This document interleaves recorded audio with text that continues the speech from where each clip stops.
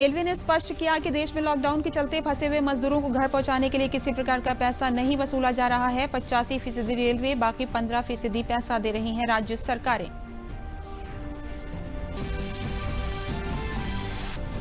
देश में corona virus संक्रमण के सक्रिय मामलों की संख्या हुई 32,138, 12,726 मरीज हुए स्वस्थ। संक्रमण की चपेट में आने से 1,567 लोगों की हुई मौत। केंद्रीय मंत्रियों के समूह की बैठक में कोविड-19 की स्थिति पर की गई समीक्षा। मुख्यमंत्री योगी आदित्यनाथ ने कहा, संकट के समय में प्रदेश सरकार सभी वर्गों के साथ है। योगी बोले, मदद के काम में जो राजनीतिक दल नकारात्मक राजनीति कर रहे हैं, जनता उन्हें जवाब स्वयं देगी।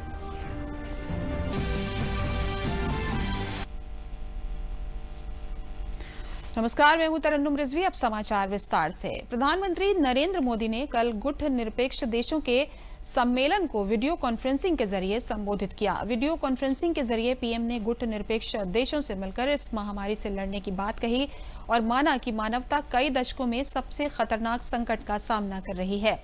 नेम शिखर सम्मेलन में भारत ने अपने लोकतांत्रिक मॉडल की बात की।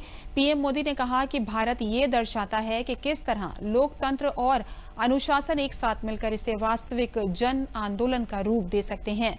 प्रधानमंत्री नरेंद्र मोदी ने यह भी कहा कि जहां एक तरफ दुनिया कोविड-19 नामक गंभीर महामारी से लड़ रही है, तो वहीं कुछ लोग आतंकवाद, फेक न्यूज और छेड़छाड़ किए गए वीडियो जैसे घातक वायरस फैला रहे हैं।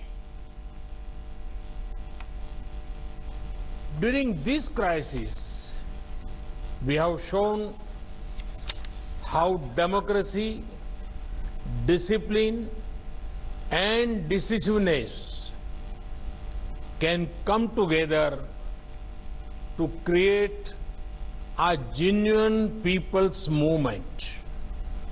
Some people are busy spreading other deadly viruses such as terrorism, such as fake news and doctored videos to divide communities and countries.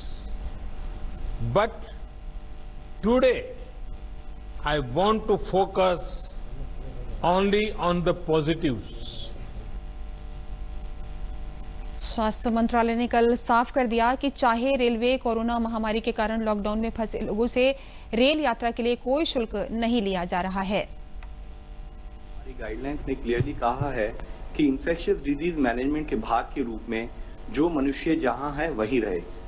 उसके बाद based on the request given from states for particular cases, उन्होंने जब government of India से request की तो उसके basis पर state की रिक्वेस्ट के तहत उन लोगों को स्पेशल ट्रेन चलाने की हमने permission the. Government of India हो या रेलवेज हो, किसी भी कोशिश में हमने कभी भी कोई भी वर्कर से चार्ज करने की बात नहीं की है। हमने 85% जो पूरी ट्रांसपोर्टेशन का कॉस्ट बियर किया जाता है, वह 85% जो है वो रेलवेज बियर करती हैं, 15% स्टेट को बियर करना है। और उसी प्रोसेस और बेस्ड ऑन स्टेट रिक्वेस्ट जो ये प्रोसेस शुरू हुआ है कि जो कुछ लिमिटेड पैसेंजर, जो स्टैंडर्ड पैसेंजर्स हैं, माइग्रेंट लेबरर्स हैं, जिनको लिमिटेड लोगों को लेके जाना है for some very particular reason, उसको स्टेट गवर्नमेंट उसी तहत में कोऑर्डिनेट भी कर रही है, एक्सेप्ट फॉर 1 और 2 स्टेट्स। गृह मंत्रालय के प्रवक्ता ने लॉकडाउन के दौरान जारी प्रतिबंधों का विस्तृत विवरण दिया है, जो आज से बने रहेंगे या जिनमें ढील दी जाएगी। उन्होंने कहा कि ट्रेन, उड़ानें, स्कूल, कॉलेज, शॉपिंग मॉल और धार्मिक स्थल तो बंद रहेंगे ही। 65 वर्ष से अधिक आयु के लोग और 10 वर्ष से कम उम्र के बच्चों को आपातकाल की स्थिति तक घरों में ही रहने के लिए कहा गया है। वहीं मंत्रालय ने ट्रक ड्राइवर्स के लिए एक हेल्पलाइन नंबर भी शुरू किया है।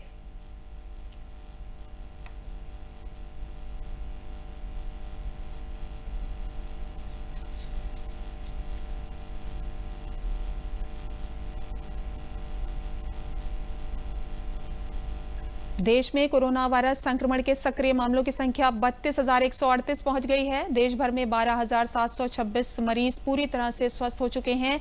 हालांकि संक्रमण की वजह से 1,568 लोगों को अपनी जान गंवानी पड़ी है। सरकार की कोशिश है कि लॉकडाउन की मदद से कोरोना संक्रमण को काबू में रखा जा सके, इसलिए लोगों से लगातार अपील की जा रही है कि वो अपने घरों में ही रहें और लॉकडाउन के दिशा निर्देशों का पालन करें। मुख्यमंत्री योगी आदित्यनाथ ने कोरोना महामारी के संकट में लोगों को पहुंचाई जा रही द्वारा की दुर्भाग्यपूर्ण एवं दुखद बताया है। उन्होंने कहा कि कोरोना के खिलाफ मजबूत लड़ाई को कुछ लोग अपने निहित स्वार्थों की वजह से कमजोर करने की कोशिश कर रहे हैं। कोरोना वायरस के खिलाफ देश की लड़ाई जब मजबूती के साथ आगे बढ़ रही है,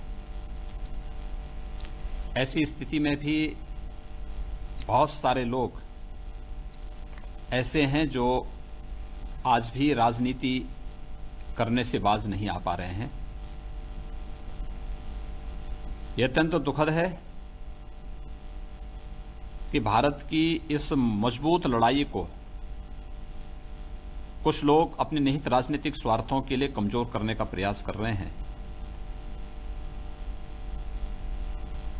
पहली बार देश के अंदर आपदा के समय में गरीबों के लिए, मजदूरों के लिए, महिलाओं के लिए एक बड़ा राहत पैकेज प्रधानमंत्री गरीब कल्याण पैकेज के रूप में घोषित हुआ।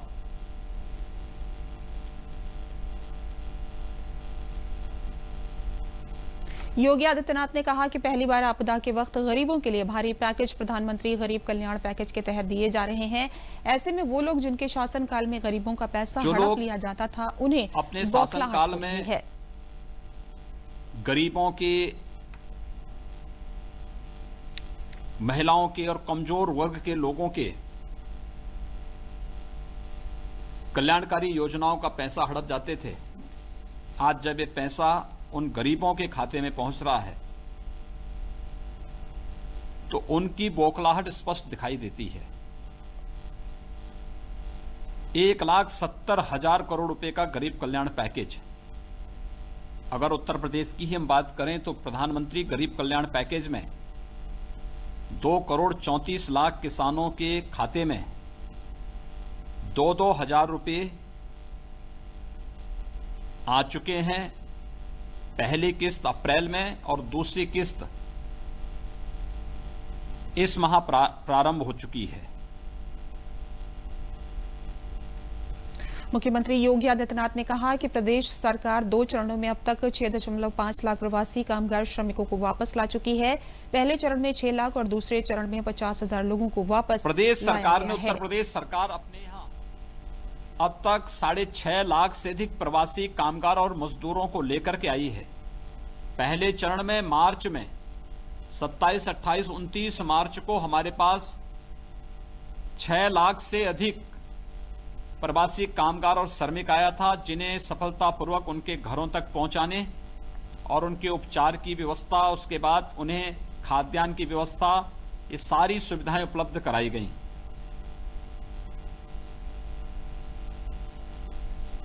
मुख्यमंत्री ने कहा कि प्रदेश सरकार सभी वर्ग के लोगों के साथ है और सेवा के इस कार्य में जो राजनीतिक दल नकारात्मक राजनीति कर रहे हैं उन्हें जनता इसका जवाब जरूर देगी। किसान के साथ, मजदूर के साथ, युवाओं के साथ और बिना भेदभाव के हर एक तबके के साथ जब सरकार खड़ी है, तब भी कुछ राजनीतिक दल सेवा के कार्य से अलग हट करके केवल राजनीतिक रूप से हर एक मुद्दे में अनावश्यक वेजा राजनीति करने का जो कुत्सित प्रयास कर रहे हैं, ये अत्यंत ही मुझे लगता है कि राजनीतिक गरिमा की प्रतिकूल अभद्र आचरण है।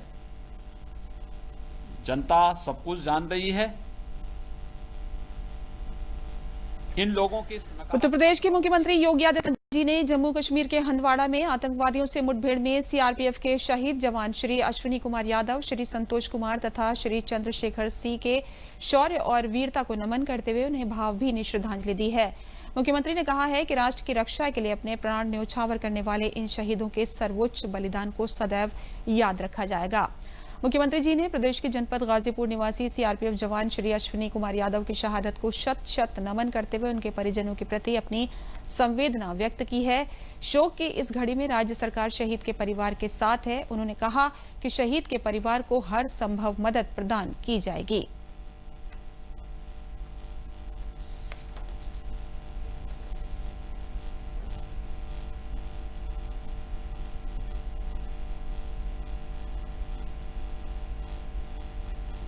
मुख्यमंत्री योगी आदित्यनाथ ने विभिन्न राज्यों से प्रदेश लौट रहे प्रवासी कामगारों के लिए स्थापित क्वारंटीन सेंटर, आश्रय स्थलों तथा कम्युनिटी किचन की व्यवस्थाओं में संबंधित जिलाधिकारी को सहयोग देने के लिए सभी 75 जनपदों में आईएएस तथा वरिष्ठ पीसीएस अधिकारियों को भेजने के निर्देश दिए हैं। मुख्यमंत्री ने कहा कि कोरोना को हराने के लिए हर स्तर पर बेहतर कार्य करने की आवश्यकता है। मुख्यमंत्री ने कल एक उच्च स्तरीय बैठक में लॉकडाउन व्यवस्था की समीक्षा की। उन्होंने कहा कि विभिन्न राज्यों से प्रदेश लौटने वाले प्रवासी कामगारों, श्रमिकों को क्वारंटीन सेंटर भेजते हुए वहां उनका स्वास्थ्य परीक्षण किया जाए। इसके लिए पर्याप्त संख्या में मेडिकल टीम गठित की जाए। उन्होंने कहा कि भारत सरकार की एडवाइजरी के अनुरूप सुरक्षा के सभी मानक अपनाते हुए उद्योग धंधों को शुरू कराया जाए। अब तक 50,000 से अधिक प्रवासी कामगार एवं छात्र छात्राएं प्रदेश में वापस लाए गए हैं। कर्नाटक, केरल एवं पंजाब सहित अन्य प्रदेशों से भी प्रवासी मजदूरों को लाने की कार्रवाई प्रगति पर है।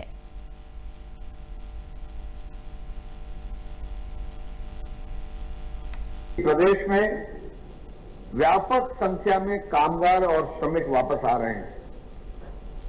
ऐसे में हर जनपद में उन्होंने वरिष्ठ प्रशासनिक अधिकारी यानी वरिष्ठ आईएएस अधिकारी और पीसीएस अधिकारी, विशेष सचिव स्तर के हर जनपद में भेजने का निर्देश दिया है, जो अधिकारी कमिश्नर्स की जो मार्गदर्शन है उसके अधीन काम करेंगे। आप सबको मालूम है कि प्रदेश में अब तक 50,000 से ज्यादा लोग जो है छात्र और श्रमिक लौट चुके हैं। हरियाणा से 11,000 से अधिक लोग लौट चुके हैं, मध्य प्रदेश से 6,000 से अधिक लौट चुके हैं, राजस्थान से करीब 11,000 से अधिक लौट चुके हैं, उत्तरांचल से 1,500 लौट चुके हैं, कोटा से छात्र करीब 12,000 लौट चुके हैं, प्रयागराज के छात्र ही हमारे प्रदेश के 15,000 अगल बगल के आसपास के जनपदों में जा चुके हैं। और गुजरात से अब तक 2 ट्रेन हमारी जो है आगरा और कानपुर आ चुकी हैं, और अहमदाबाद, बनासकांठा, बड़ौदा, नाडियाड, साबरमती और खेड़ा साबरमती 5 ट्रेनें हमारी गुजरात से चल चुकी हैं, जो अलग अलग स्थानों पर यथा आगरा, लखनऊ, गोरखपुर, जौनपुर जो है पहुंच रही हैं। तो ऐसे में भारी संख्या में हमारे श्रमिक और हमारे साथी जो कामगार हैं वो आ रहे हैं। आपने देखा लखनऊ में जो ट्रेन आई, बहुत व्यवस्थित रूप से जो है हर श्रमिक का उतरकर उनका मेडिकल चेकअप हुआ, उनको भोजन आदि कराया गया और फिर व्यवस्थित रूप से रोडवेज की, यूपी रोडवेज की बसों को से उनको जो है अपने घर भेजा गया। अपने घर यानी पहले अपने जिले में जाएंगे, जिले में वहां पर जिलाधिकारी रिसीव करेंगे, फिर उनकी एक बार चेकिंग होगी और फिर उसके बाद वहां चेकिंग करने के बाद जिनका कोई भी सिम्टम या आदि नहीं होगा वो होम क्वारंटाइन में जाएंगे। ये व्यवस्था कर दी गई है। गुजरात के अलावा महाराष्ट्र से हमारी 2 हमारी ट्रेन आ चुकी हैं, वसई से आ चुकी है गोरखपुर, भिवंडी से गोरखपुर आ चुकी है। दोनों में जो है लगभग 1073 और 1200 यानी लगभग 2273 से अधिक लोग आ चुके हैं और 2 ट्रेन हमारी नागपुर से और अमरावती से लखनऊ ऑलरेडी आ रही हैं। कल प्रमुख सचिव स्वास्थ्य अमित मोहन ने बताया कि प्रदेश के 64 जिलों से कोरोना संक्रमण के कुल 2,742 मामले सामने आए हैं, जिनमें से 1,939 मामले सक्रिय हैं। 758 मरीज उपचार के बाद स्वस्थ होकर घर जा चुके हैं। उन्होंने बताया कि अब तक प्रदेश में कुल 90,821 टेस्ट किए गए हैं। प्रदेश में कोरोना वायरस के कुल एक्टिव केसेस की संख्या 1,939, टोटल एक्टिव केसेस 1939। अभी तक जो लोग पूर्णतः उपचारित होकर डिस्चार्ज किए जा चुके हैं उनकी संख्या 758। ये संक्रमण कुल 64 जिलों से आए हैं। कुल संख्या 2,742। फुल टेस्टिंग लगातार चल रही है। कल भी 289 पूल लगाए गए, 289, जिसमें 1397 सैंपल्स की टेस्टिंग की गई। 289 में से 15 पूल पॉजिटिव आए और 274 पूल नेगेटिव आए। बांदा में एक साथ 10 कोरोना पॉजिटिव मरीज मिलने से पूरे जनपद में हड़कंप मच गया है। बांदा के राजकीय मेडिकल कॉलेज द्वारा 38 संदिग्ध लोगों के कोरोना जांच के लिए भेजे गए सैंपलों की आज आई रिपोर्ट में एक सरकारी डॉक्टर सहित 10 लोग कोरोना पॉजिटिव पाए गए हैं। बांदा अभी ऑरेंज जोन में है, परंतु जिस तरीके से दिन प्रतिदिन कोरोना के मरीज बढ़ रहे हैं, उसे देखते हुए अब जनपद में कोरोना का खतरा बढ़ता जा रहा है।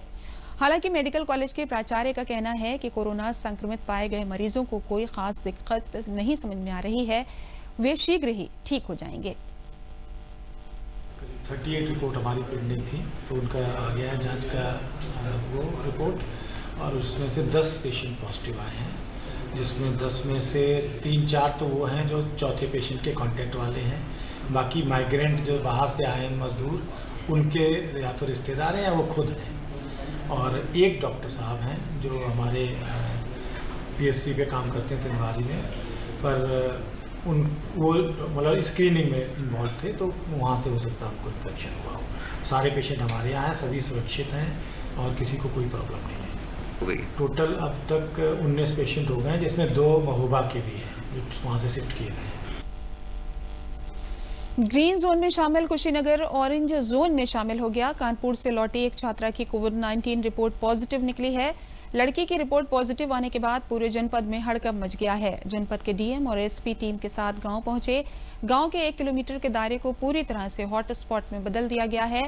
पॉजिटिव मरीज के परिवार के सभी 4 सदस्यों की जांच कराने के साथ ही उनको भी क्वारंटीन किया जा चुका है। मुख्य चिकित्सा अधिकारी के मुताबिक लड़की अपने जीजा के साथ कानपुर से आई थी, उसकी भी पहचान की जा चुकी है और सबकी जांच कराई जा रही है।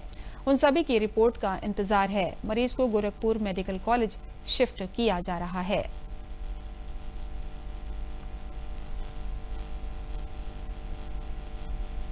ग्राम ढाड़ा खुर्द बेलोनिया थाना हाटा की रहने वाली है। यह दिनांक 1/5/2020 को कानपुर से अपने जीजा ट्रक ड्राइवर के साथ आई थी घर पे। इसकी मैंने रैंडम सैंपलिंग कराया, जिसमें कोरोना पॉजिटिव पाई गई। रिजल्ट सुबह 6 बजे आया है। इसे गांव की जो है टोटल वो कराया जा रहा है, पूरे गांव की जांच कराई जा रही है। 1 किलोमीटर दूर की परिधि एरिया में पूरी जांच कराई जाएगी। उस गांव को लॉकडाउन कर दिया गया है और जिन लोगों को लक्षण रहेंगे सर्दी जुकाम बुखार के, उनको भी जाँच कराई जाएगी। इस मरीज के घर में 4 लोग हैं, उसके एक माता पिता और उसके एक भाई बहन, चारों की जांच करा दी गई है। चारों की जांच भी करा दी गई थी। रिपोर्ट अभी प्रतीक्षारत है। देश में लॉकडाउन के चलते फंसे हुए मजदूरों को घर पहुंचाने की केंद्र और रेलवे के प्रयास पर राजनीति भी शुरू हो गई है, जिसके बाद केंद्र सरकार ने स्पष्ट किया है कि मजदूरों से किसी प्रकार का पैसा नहीं वसूला जा रहा है, बल्कि 85% केंद्र सरकार वहन कर रही है। सिर्फ 15% पैसा राज्य सरकारें दे रही हैं। रेलवे राज्यों के अनुरोध पर विशेष श्रमिक ट्रेनें चल रही हैं, जिसके माध्यम से हजारों फंसे प्रवासी लोगों को उनके घरों तक पहुंचाया जा रहा है। यात्रा करने के लिए लोगों को राज्य सरकार द्वारा नियुक्त किए गए नोडल अधिकारी से संपर्क करना पड़ेगा, जिसके आधार पर संबंधित राज्य सरकारें ही फैसला करेंगी कि किस व्यक्ति को यात्रा करने की अनुमति देनी है या नहीं। आंध्र प्रदेश, तेलंगाना, मध्य प्रदेश, बिहार जैसे तमाम राज्यों ने पूरा खर्चा उठाने की बात कही है। गौरतलब है कि रेलवे ने देश के विभिन्न हिस्सों से अब तक श्रमिक विशेष ट्रेनें चलाई हैं और संकट के समय में विशेष रूप से गरीब लोगों को सुरक्षित और सुविधाजनक यात्रा प्रदान करने की अपनी जिम्मेदारी को पूरा कर रही है।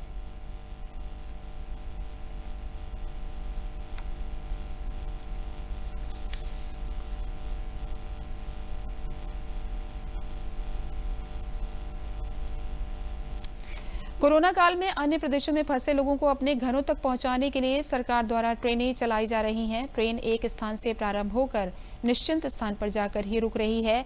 ऐसे में जौनपुर जिला प्रशासन को सूचना मिली कि 4 मई को साबरमती से 1200 यात्रियों को लेकर एक ट्रेन जौनपुर आ रही है, जिसमें कई जिलों के लोग सवार हैं। सूचना मिलते ही जौनपुर जिला प्रशासन सक्रिय हुआ और जौनपुर स्टेशन पर तैयारियां की गईं। प्लेटफॉर्म पर 1 मीटर की दूरी पर गोले बनाए गए। जैसे ही ट्रेन देर रात जौनपुर पहुंची, एक डिब्बे में से यात्रियों को बाहर निकाला गया। प्लेटफॉर्म पर मौजूद डॉक्टरों की टीम ने सबका स्वास्थ्य परीक्षण किया। डीएम दिनेश कुमार सिंह ने बताया कि ट्रेन में 56 जिलों के कुल 1200 यात्री सवार हैं, जिसमें जौनपुर के 162 लोग हैं।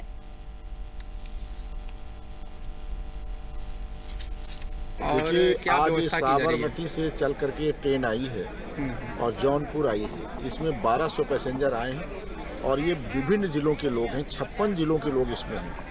अब इसमें हमने बसें लगा दी हैं, रूट तय कर दिए हैं, उन बसों पर बैठा करके इनको इनके ज़िले जो गंतव्य स्थान है वहाँ हम लोग इनको भेजेंगे। और यहाँ पर उतरते सबसे पहले स्वास्थ्य की इनकी जांच हो रही है, इनका नाम, पता, उम्र और स्वास्थ्य की जांच करने के बाद जो लोग कोई सिम्टम नहीं है, लक्षण नहीं है, तो उनको हम चाय पानी नाश्ता करा के बस में बैठा के इनके ज़िले भेज देंगे। जिनमें सिम्टम्स हैं उनको हम रोक लेंगे, उनको अस्पताल में रख के उनकी अलग जाँच पड़ताल कराएंगे। अपने जनपद जौनपुर के इसमें 162 लोग, इनको हम लोग अपने सेंटर होम में ले जा करके वहाँ चाय पानी नाश्ता और दोबारा कराएंगे। और इनको माननीय मुख्यमंत्री जी के आदेशानुसार जो किट है भोजन का, जिसमें 10 किलो आटा, 10 किलो चावल, 5 किलो आलू, 2 किलो दाल, सरसों का तेल और ये सब चीज़ें हैं, उसका एक पैकेट भी इनको देंगे और वो लेकर के अपने घर जाएंगे।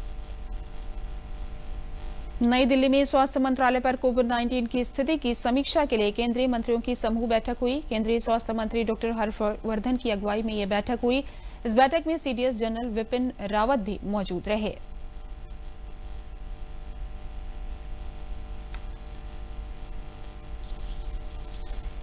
मानव संसाधन विकास मंत्री रमेश पोखरियाल निशंक ने आज जेईई मेंस परीक्षा, जेईई एडवांस परीक्षा और नीट परीक्षा तारीखों का ऐलान किया। जेईई मेंस परीक्षा 18 जुलाई से 23 जुलाई के बीच होगी, जबकि जेईई एडवांस परीक्षा अगस्त में होगी। वहीं मेडिकल कॉलेजों में दाखिले के लिए नीट परीक्षा 26 जुलाई को होगी। मानव संसाधन विकास मंत्री ने कहा कि सीबीएसई बोर्ड की बची हुई परीक्षाओं की तिथियों की घोषणा हम 1-2 दिन में ही करेंगे। छात्रों के साथ संवाद में रमेश पोखरियाल निशंक ने कहा कि सीबीएसई एनसीईआरटी की किताबें हर राज्य को उपलब्ध करा दी गई हैं। आईआईटी और एनआईटी को इस साल फीस न बढ़ाने को कहा गया है। केंद्रीय मंत्री ने कहा कि हम कोशिश कर रहे हैं कि छात्रों को सभी शैक्षिक सामग्री ऑनलाइन उपलब्ध कराएं।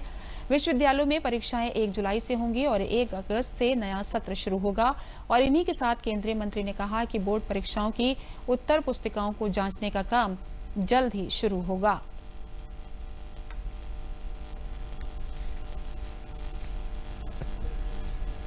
तय किया है कि 19 जुलाई 2020 से 23 जुलाई 2020 तक ये जेईई की परीक्षाएं होंगी। 16,84,000 छात्र इस समय नीट की परीक्षा में बैठ रहे हैं। 26 जुलाई को नीट की जो परीक्षा होगी उसके लिए मैं आपको शुभकामनाएं। कोरोना रूपी महामारी के इस दौर में लोग न सिर्फ घरों में रहकर सरकार के निर्देशों का पालन कर रहे हैं, साथ ही प्रधानमंत्री के संदेशों का पालन भी कर रहे हैं। सोनभद्र में ऑनलाइन शिक्षा दे रही अध्यापिकाओं और छात्रों से लेकर व्यापारी वर्ग तक आरोग्य सेतु को अपने फोन में स्थापित कर अपनी तथा आसपास की गतिविधियों पर नजर रखे हुए हैं। ऑनलाइन शिक्षा दे रही शिक्षिका प्रीति सिंह ने बताया कि सभी बच्चों के फोन में आरोग्य सेतु स्थापित कराकर उन्हें सुरक्षित रखने में लगी हैं। जनपद में व्यापार मंडल के लोग भी फोन पर अपने सभी व्यापारियों को प्रतिदिन आरोग्य सेतु स्थापित कराने में जुटे हैं।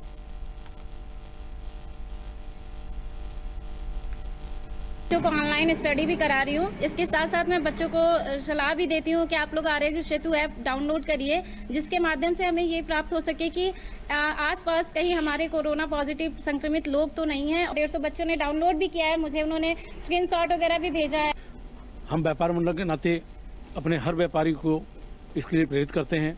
हमारा प्रयास रहता है कि डेली कम से कम मैं 50 से 60 व्यापारी से संपर्क करके फ़ोन के माध्यम से उनको मैं कहता हूँ आरोग्य सेतु अपलोड करें और एक दूसरे से करवाएं।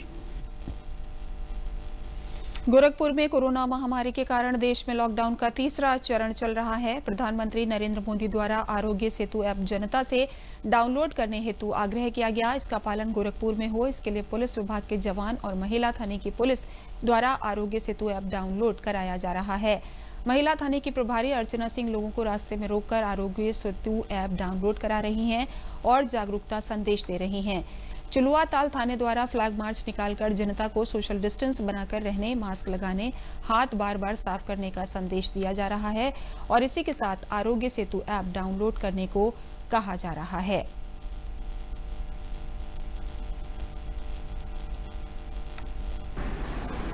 तो शासन के आदेशानुसार थाने में जितने लोग भी कार्यरत हैं सबको आरोग्य सेतु ऐप डाउनलोड करवाकर इंस्टॉल करवा लिया गया है और इस ऐप के माध्यम से ये पता चल पाता है कि आपके आसपास कोई कोरोना का मरीज है कि नहीं है इसलिए हम लोग भी अपने थाना क्षेत्र में जनमानस को जागरूक करके उनसे आरोग्य सेतु ऐप को इंस्टॉल करने का आग्रह कर रहे हैं। और जो हमारे थाना क्षेत्र में बैरियर्स हैं वहाँ भी हम लोगों से ये प्रार्थना कर रहे हैं कि आप लोग आरोग्य सेतु ऐप डाउनलोड करें। गोंडा जिले में गौरा विधानसभा क्षेत्र के अशरफाबाद, कटहर, बुटैनी, मानिकपुर, वनटांगिया गांव के 102 वनटांगिया परिवारों को विधायक प्रभात वर्मा ने राशन वितरण किया। बताते चलें कि ये वही वनटांगिया गांव है जहां 2 साल पहले मई माह में मुख्यमंत्री योगी आदित्यनाथ आए थे और वनटांगिया ग्रामीण को जमीन, मकान और सरकार की तमाम योजनाएं देकर जीने का सहारा दिया था। इस दौरान सभी लोगों ने सोशल डिस्टेंसिंग के नियमों का पालन भी किया।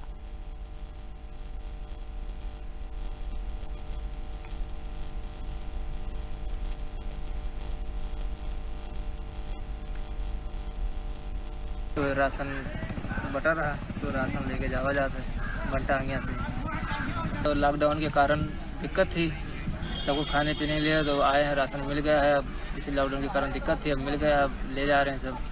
तो अब दिक्कत नहीं है। दिक्कत थी, काम चल नहीं रहा था, कहीं खाने पीने के लिए दिक्कत होती थी, तो मिल गया है राशन, ले जा रहे हैं। अब रहा था मनिकपुर पिपरही टांगिया और गल्ला मिला राशन जौन है भेजने भारे सरफाबाद विधायक। हाँ खुश हैं साहब, सब खुश हैं। गांव के सभी परिवारों को बुलाया गया था, सबको यहाँ खाद्यान्न सामग्री उपलब्ध कराई गई है, सभी लोग एक परिवार। जिससे हम लोग को हमारी सरकार लगी है, माननीय योगी जी के आशीर्वाद से आज सभी गरीब परिवारों को राशन मिल रहा है।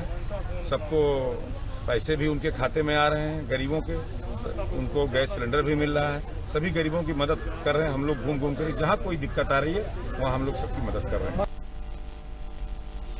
जनपद हापुड़ में पीएम गरीब कल्याण अन्न योजना के तहत जनपद के स्मार्ट गांव उपेड़ा में गरीबों को मुफ्त में राशन वितरित किया जा रहा है। राशन लेने पहुंच रही गरीब जनता को सोशल डिस्टेंसिंग का पालन कराते हुए उनके हाथों को सैनिटाइजर से धुलवाया जा रहा है ताकि कोरोना जैसी महामारी से बचा जा सके और कोई भी भूखा न रह सके। सार्वजनिक वितरण प्रणाली के तहत केंद्र सरकार ने गरीबों को इस योजना के तहत मुफ्त राशन बांटने का लक्ष्य तय किया है ताकि कोरोना के लॉकडाउन के बीच कोई भूखा न रहे। इसी के चलते हापुड़ जनपद में पीएम गरीब कल्याण अन्न योजना के अंतर्गत गरीबों को 5 किलो चावल प्रति यूनिट के हिसाब से दिया जा रहा है, जिससे गरीब लोग काफी खुश हैं और केंद्र सरकार और पीएम मोदी को धन्यवाद कर रहे हैं। योजना चलाई है प्रधानमंत्री जी ने, माननीय मोदी जी ने, माननीय योगी जी ने। ये कल्याण विभाग वाली जो है फ्री में गेहूं और चावल मिल रहे हैं, इसके हम उनके तहे दिल से शुक्रगुजार हैं कि हर आदमी को जो है वो गरीब आदमी को राशन दिया जा रहा है ताकि सबका पेट भर सके। फ्री राशन मिला हमें और जो मोदी ने ये करा बहुत अच्छा करा। नहीं हमें तो यही कि हमारे बच्चे भूखे रहेंगे। अब हमारा मोदी का बहुत धन्यवाद कि मोदी ने हमारे लिए ऐसा करा। हम अपने बच्चों को वही बनाते हैं, वही खिलाते हैं। प्रधानमंत्री ने अच्छा काम कर रहे हैं और सबको अच्छी योजना दे रहे हैं। चावल फ्री में दे रहे हैं, दाल भी फ्री में दे रहे हैं और जिस सबको अच्छी तरह से रख रहे हैं और सब सुविधा अच्छी कर रखी है। हमें राशन फ्री मिलता है। प्रधान जी ने हमें योजना कर रखी है कि 3 महीने तक फ्री मिलेगा। पिछले महीने फ्री मिला था। ये बहुत अच्छा सुविधा कर रखी है, ये हमको धन्यवाद कहते हैं। अंत में प्रमुख समाचार एक बार फिर।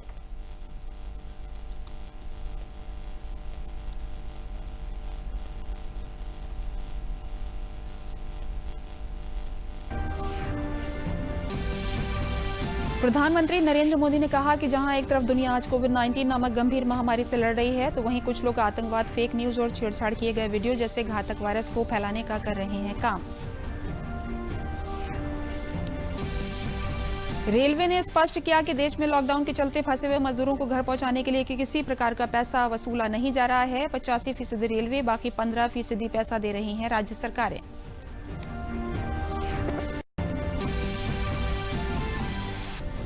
देश में कोरोना वायरस संक्रमण के सक्रिय मामलों की संख्या हुई 32,138, 12,726 मरीज हुए स्वस्थ। संक्रमण की चपेट में आने से 1,567 लोगों की हुई मौत। केंद्रीय मंत्रियों के समूह की बैठक में कोविड-19 की स्थिति पर की गई समीक्षा। मुख्यमंत्री योगी आदित्यनाथ ने कहा, संकट के समय में प्रदेश सरकार सभी वर्गों के साथ है। योगी बोले, मदद के काम में जो राजनीतिक दल नकारात्मक राजनीति कर रहे हैं, जनता उन्हें जवाब स्वयं देगी। इसी के साथ समाचार समाप्त हुए। नमस्कार।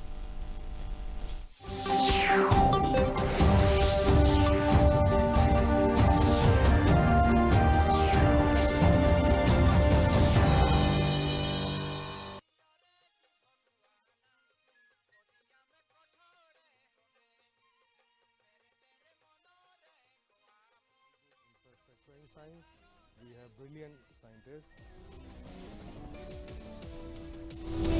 Now all of them, they have a purpose. So with this purpose, they come together to come up with solutions.